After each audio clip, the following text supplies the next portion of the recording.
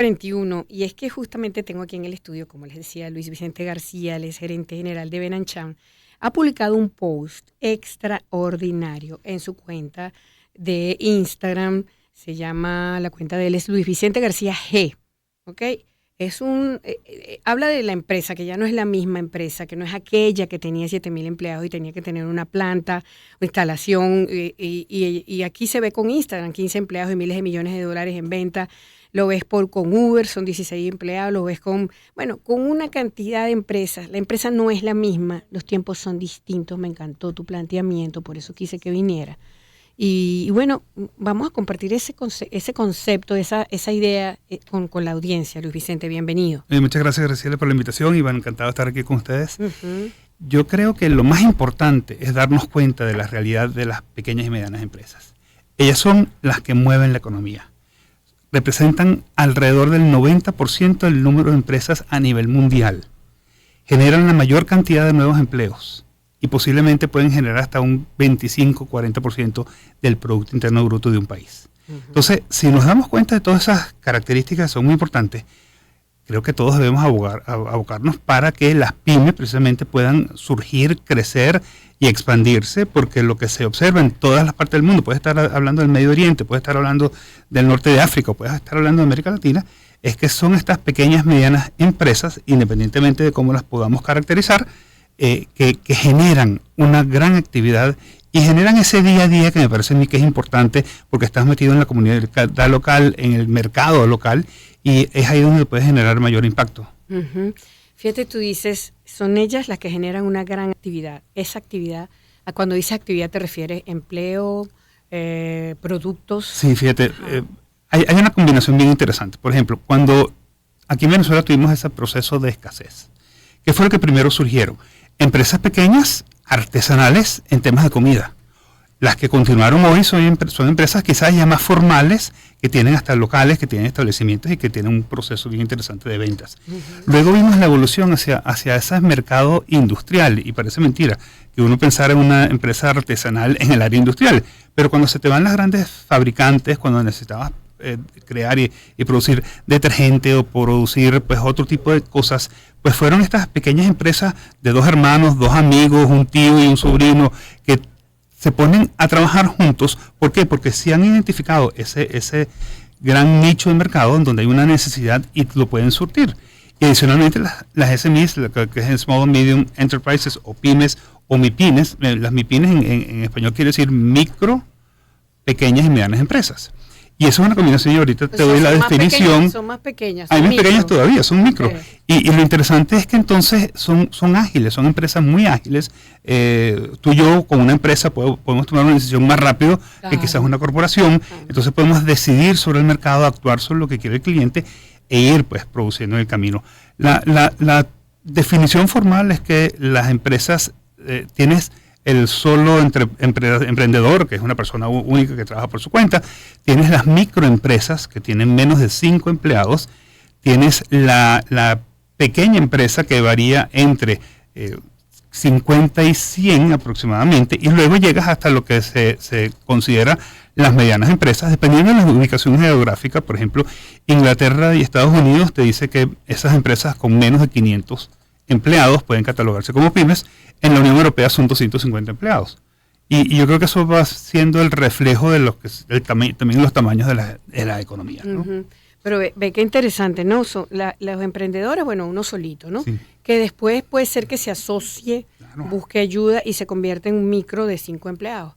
Lo interesante aquí, y te lo digo porque no solo fue por criterios de escasez que se formaron en ese tiempo, alternativas a empresas de consumo masivo en algunos productos, sino no solo por escasez, sino también por precio, Luis Vicente. Es una combinación de factores. Yo te mencionaba lo de la escasez porque fue como un punto en donde vimos una cantidad de empresas, pero todo el tiempo estamos viendo que hay nuevas empresas descubriendo cosas muy sencillas.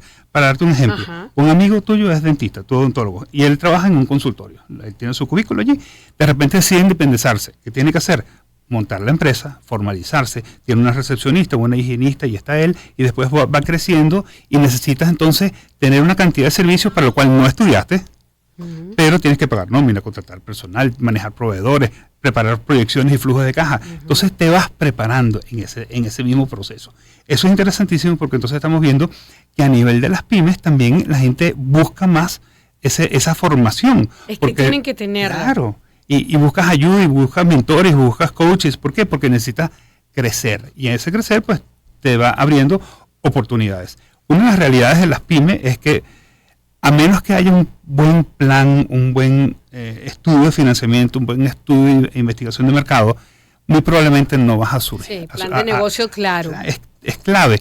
Y para pasar los 5 años, pues tienes que haber trabajado mucho, ¿no? Cantidad de empresas no tienen 5 años y tuvieron que cerrar lamentablemente, pero cuando nos damos cuenta que el 50% o más de las pymes pasan los 5 años, eso es un movimiento muy interesante en donde hay que abocarse a darles todo el apoyo que puedan sentir ellos, ¿no? Claro, fíjate que nosotros tuvimos aquí un entrevistado de la UCAP, justamente de un estudio que hicieron de emprendimiento, tú te debes acordar de ese estudio, un estudio importantísimo donde hablaba de la gran cantidad de emprendedoras que ven en el país, una suma de millones, pero que muchos de ellos no seguían adelante. Yo le preguntaba en ese momento cómo hacer esa diferencia, y justamente lo que tú estás diciendo, es un tema de educación. Si tú quieres trascender, crecer, has dicho la palabra clave, tienes que formarte, porque como no, tú puedes empezar porque te quedaste sin trabajo o necesitas más plata y eres un pequeño emprendedor, pero después no, si quieres crecer tienes que buscar quien te ayude, trabajar en equipo, ¿no? Totalmente.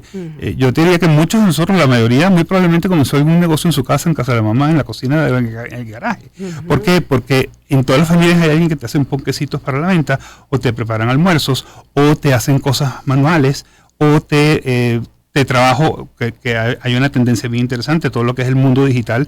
Las pymes, pues por supuesto, pueden adaptarse muchísimo más rápido. Y yo te puedo ofrecer productos y servicios en el área de seguridad, en el área de transporte y logística, parece mentira, pero son empresas pequeñas. Y las hay, claro y están funcionando perfectamente, por eso uno lo ve a cada rato, y lo vemos aquí. Nosotros siempre estamos trayendo esos emprendedores que algunos están apenas comenzando, pero otros ya han... Y yo he visto, en el tiempo, Luis Vicente, he visto aquel que hacía los carpachos para una pequeña comunidad y cómo, por ejemplo, después creció y está todos los supermercados y está puesto en todos lados. O sea, ya eso es un producto, bueno, ya sofisticado, pues. O sea, ya pasó a ser una mediana empresa. Y en el momento en que tú asumes la responsabilidad y asumes la decisión de llevarlo adelante con fuerza, con entereza, con mucho interés, obviamente vas a tener el camino por delante. El camino es un tropiezo, el camino tiene picos y valles, claro. Y tienes tormentas como las de ayer y tienes días soleados, pero al final del día, si tú estás claro dónde estás yendo, entonces tú vas a buscar el equipo de personas que te apoye y donde tú sientas también que das apoyo. El financiamiento, que en Venezuela pues es un tema que bueno, pero también hablamos con el presidente de la Bolsa de Valores empezando la semana y nos hablaba de una manera a través de la Bolsa de Valores de poder financiar. Claro, puedes emitir papeles comerciales, puedes hacer una cantidad de cosas. Y eso me pareció muy interesante. Sí, y entonces bueno, y al final necesitas, para mí hay tres recursos clave. El equipo de trabajo con quien tú estás, el capital y el plan financiero que vas a tener, y por supuesto el buen manejo del tiempo. Si nosotros no sabemos manejar el tiempo, podemos tener muchos planes, pero no los vamos a llevar a cabo. Ahora, fíjate, me has hablado de los emprendedores, pero háblame ahora qué pasa con la empresa, con la empresa grande, esa que tú todos los días tienes comités y gente, en esos comités larguísimos de Benanchan, donde están todos, que si ovejita, que si no, con publicidad, por cierto, toda esa gente, todos esos productos, empresas de consumo masivo, Procter, qué sé yo. Hablemos de esa empresa y estos tiempos. Mira, la empresa grande del mundo corporativo, por llamarlo de alguna manera para identificarlo, va a ser por tamaño y por escala, va a ser más eficiente, va a ser más productivo que una pequeña empresa o que una mediana empresa. Porque primero tienes una serie de procesos y procedimientos ya establecidos. Tú tienes unos excelentes niveles de calidad y de control. Entonces, tú vas a comprar un producto de una marca X y tú sabes que el producto va a tener las mismas características de lo que tú siempre has estado acostumbrado. O si vas a un restaurante de comida rápida, tú estás esperando esa relación precio-calidad porque tú sabes lo que vas a recibir. Las grandes empresas entonces tienen otra serie de beneficios. Exacto. ¿Cuáles son esos? Mira, para mí tienes mayor posibilidad de definir una buena estrategia, tienes mayor acceso a recursos, tienes mejores niveles de productividad, y eso está demostrado en los informes del Banco Mundial, del Fondo Monetario Internacional, y sobre todo tienes la posibilidad de ofrecer planes de carrera a la gente que quiere irse a un mundo corporativo y trabajar 20, 30, 40 años en esas empresas. Por el contrario, entonces la pequeña empresa es una especie de aventura, porque cuando tú comienzas, muy probablemente no sabes a lo que estás o vas a estar expuesto. Muchas veces, cualquiera de los que nos puedas estar oyendo, estás viendo que vas a hacer un proyecto, y el proyecto tú lo pensaste de una manera, el proyecto final es totalmente distinto. Entonces, bueno, hay que entender que todo eso es lo que tú vas moldeando hasta el día que tú decides abrir y en ese proceso pues vas creciendo.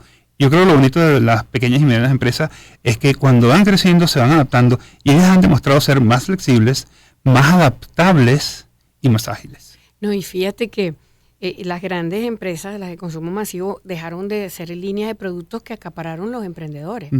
Sí. Eso es un hecho. Y bueno, qué maravilla. Porque, bueno, ojo, porque a lo mejor para ese consumo masivo no le conviene ese producto, pero al mediano y pequeño empresario sí, y sí va a obtener ganancias y sí va a poder sacarlo adelante, bueno, porque sus dimensiones como empresa es otra. Y es tu área de enfoque. Exactamente. Yo conozco ingenieros químicos que han desarrollado edulcorantes aquí en Venezuela, por ejemplo. Óyeme, sí. O tienes... Esa gente de Sweetex, me encanta. Exacto. Me encanta, y esos son ingenieros. Y bueno, y las de la salsita, Orinoquia. Ah, bueno, también. Y tú decías lo de los carpachos, y vemos la cantidad de modelos de franquicias venezolanas. Hay muchas empresas. Tú los has tenido por aquí en muchas ocasiones. Es decir, hay una cantidad de posibilidades en el mercado, siempre y cuando uno tenga esa capacidad de entender el mercado y sobre todo un factor que creo ya lo hemos conversado en programas anteriores, el patrón de consumo del venezolano cambió y cambió radicalmente. Entonces, si yo sé que ahora yo tengo la capacidad de producir un vaso más pequeño porque eso es lo que están comprando, o como pasó en las medicinas, antes uno compraba una caja y ahora compro un blister de 2 y de 2 o de 4 pastillitas.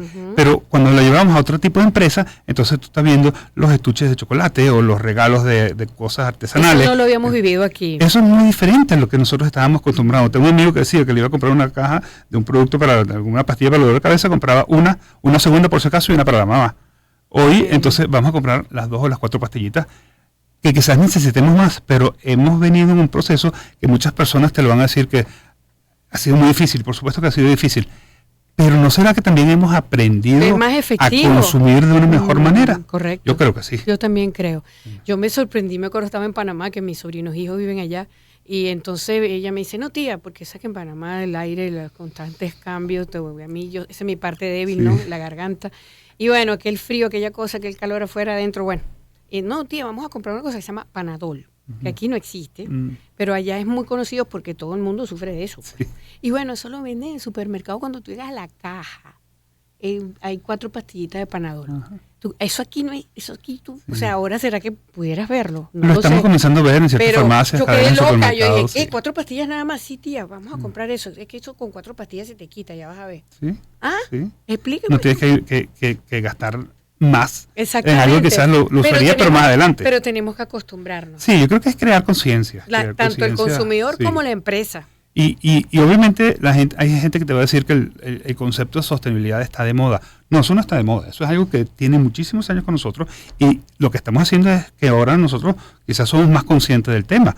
Pero el gastar menos, el invertir menos, el ser más efectivos o eficientes en el uso de los productos o los servicios, independientemente estamos hablando de recursos naturales no renovables como el agua, que debemos cuidar más y todo eso, pero es cuidar nuestro consumo. Yo creo que en estas épocas de dificultades, de inflación, de evaluación, la gente que aprende a manejar su consumo, pues puede tener una mejor vida más tranquila, ¿no? Ahora, conclusión, Luis Vicente, sí, tanto pequeños y medianos empresarios, pymes o micropymes, como el mundo corporativo, las empresas de consumo masivo, tienen que darse cuenta que la empresa cambió, tanto pequeña como grande, y hay que cambiar ese chip, esa mentalidad. Totalmente de acuerdo. La empresa cambia porque el empleado cambia, el empleado venezolano ha cambiado muchísimo en los últimos años. La demografía del empleado, cuando se fue esa cantidad de personas del país que se fueron a las empresas, se nos fue la gerencia media o se nos fueron los jóvenes que eran los sustitutos. Entonces muchas veces algunos que son un poquito más mayores pues todavía tenemos esa oportunidad, pero yo sí creo que si nos damos cuenta y además es un aprendizaje para bien, claro, y quitarnos el miedo de llamarnos pymes. Sí, qué orgulloso que somos pymes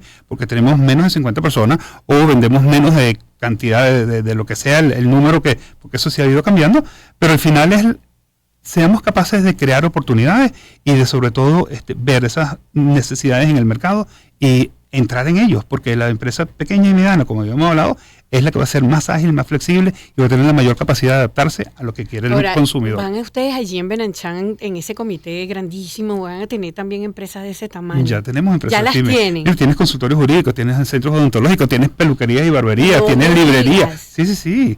Y es parte interesante, porque entonces allí lo bueno que damos nosotros, una cosa buena, es ese intercambio de ideas entre una persona que es de 4 socios, una empresa que es de 4 socios o una corporación grande como la que tú quieras identificar. Entonces, wow, ahí se generan oportunidades, conversaciones, conocimientos, transferencia de información, todo eso de verdad que es muy, muy interesante. Bueno, seguiré atento a tu cuenta de Instagram, tus redes, porque de verdad muy interesante.